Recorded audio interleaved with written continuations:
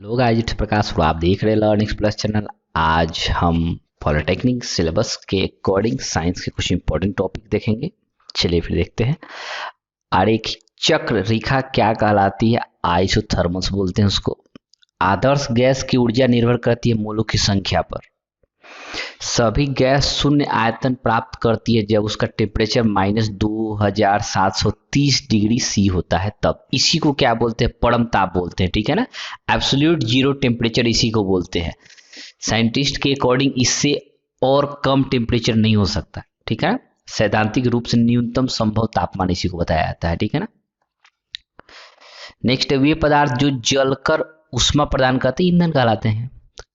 Carbon monoxide तथा nitrogen gas के गैसीय मिश्रण को प्रोड्यूसर गैस बोलते हैं। इसी को बोलते हैं Cu+N2 प्रोड्यूसर गैस है। वही अगर Cu+H2 होता है इसी को वाटर गैस बोलते हैं। ठीक है। चलिए नेक्स्ट देख लेते हैं। सुरक्षा की दृष्टि से खाना पकाने वाली यहाँ एलपीजी गैस सिलेंडर में क्या भरकर गैस को गंधयुक्त बनाया जाता है? तो एलपीजी लिक्विफाइड पेट्रोलियम गैस जो होता है वो उसमें स्मेल नहीं होता है। ठीक है ना।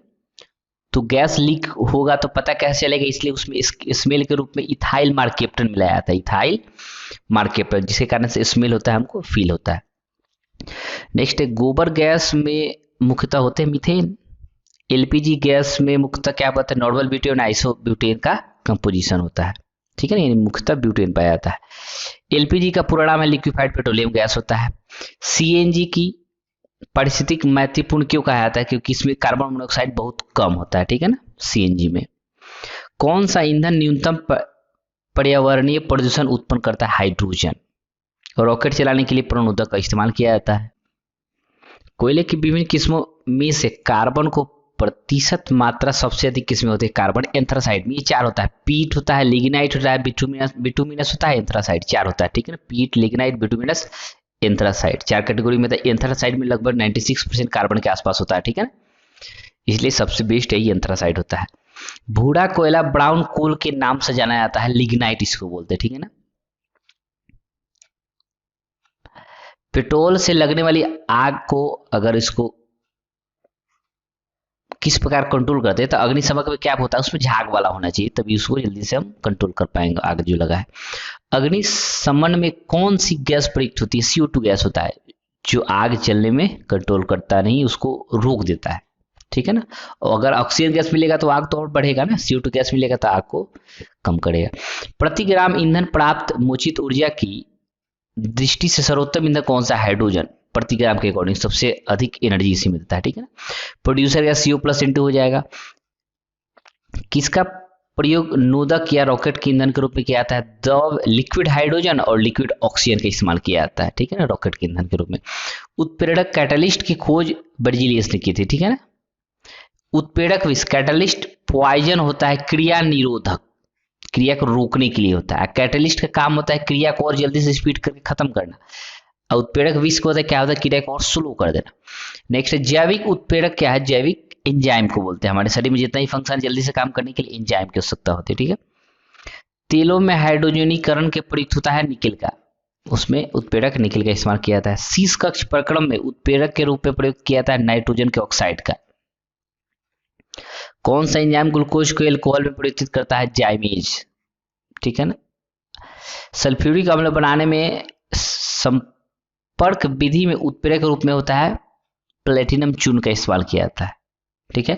क्लोरीन गैस बनाने की डिकन विधि में उत्प्रेरक के रूप में होता है क्यूप्रिक क्लोराइड।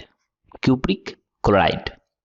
अमोनिया उत्पादन की हाइवर विधि में उत्प्रेरक वर्धक के रूप में कार्य करता है मोलिब्डेनम। रासायनिक अभिक्रिया में उत्प्रेरक की भूमिका है बदलना संक्रियन ऊर्जा। तत्वों का सबसे पहला वर्गीकरण डोबेराइने ने किया था। इन्होंने ही त्रिक नियम दिया था। ठीक है ना। डोबेराइने ने ही त्रिक नियम दिया था।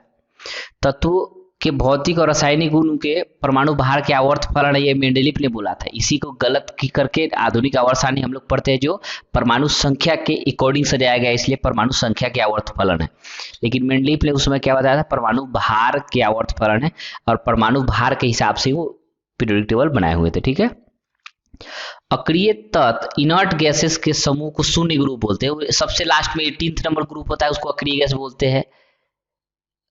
Helium, neon, argon, krypton, xenon जो होता है, ये सबसे लास्ट वाला, इसको अक्रिय गैस बोलते हैं, शून्य ग्रुप बोलते हैं, ठीक है ना, सबसे लास्ट में। तीसरे और चौथे समूह के ऑक्साइड का सामान्य गुणधर्म बेसिक और एसिडिक होते हैं, ठीक है ना। किस समूह के तत्वों को सिक्का धातु कहा जाता है? 1b, ठीक है ना। शून्य समूह में रखे गए तत्व किस नाम से जाना जाता है? निष्क्रिय गैस, अक्रिय गैस, इनर्ट गैसेस इंग्लिश में इसी को बोलेंगे। सबसे भारी धातु ऑस्मियम होता है, सबसे हल्की धातु लिथियम होता है, सबसे हल्का तत्व हाइड्रोजन होता है, पृथ्वी पर सबसे अधिक मात्रा में पाया जाना तत्व ऑक्सीजन है सबसे अधिक मात्रा में। मानव निर्मित तत्व कौन सा है? कैलिफोर्नियम।